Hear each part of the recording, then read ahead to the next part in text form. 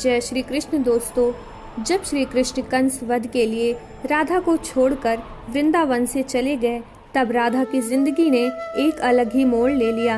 राधा का विवाह हो गया, लेकिन वह श्री कृष्ण के विरह में जीती और मरती रही।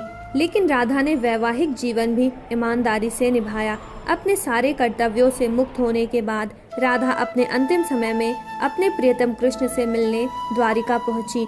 द्वारिका में उन्होंने कृष्ण के 16,108 पत्नियों को देखा और उन्हें खुश देखकर वह बहुत प्रसन्न हुई। जब कृष्ण ने राधा को द्वारिका में देखा तो वो उन्हें देखते ही रह गए। राधा और कृष्ण मन में ही एक दूसरे से प्रेम भरी बातें करने लगे। राधा के अनुरोध करने पर कृष्ण ने उन्हें महल में एक देविका के पद पर नियुक्त किया। राधा द्वारिका में महल से जुड़े कार्य देखती और मौका मिलते ही अपने प्रियतम के दर्शन कर लेती थी। लेकिन राधा का मन अब द्वारिका में अशांत हो गया था।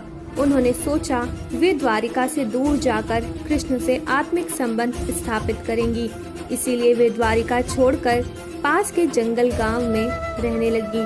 धीरे धीरे समय बीता और राधा बहुत अकेली व कमजोर हो गई। राधा का अंत निकट आ चुका था। उन्होंने धरती पर अपने 100 वर्ष पूरे कर लिए थे।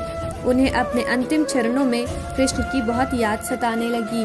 आखिरी समय में कृष्ण राधा के सामने भी आ गए और उन्हें अपनी बाहों में थाम लिया और धरती पर बैठ गए।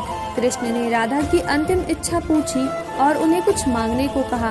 तब राधा ने कृष्ण से कहा कि वह उन्हें आखिरी बार बांसुरी बजाते देखना और सुनना चाहती हैं। श्री कृष्ण ने अपनी बांसुरी निकाली और राधा के मुख से स्पर्श कराने के बाद बेहद सुरीली धुन बजाने लगे।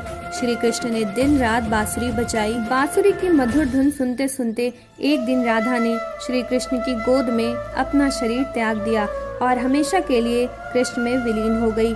अपनी प्रेमिका की मृत्यु बर्दाश्त न कर सके और उन्होंने अपनी बांसुरी तोड़कर वहीं झाड़ी में फेंक दिया।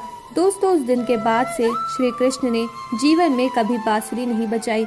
राधा के 100 वर्षों के विरह के बाद अपने कृष्ण में विलीन हो गई और उनका प्रेम हमेशा हमेशा के लिए अमर हो गया।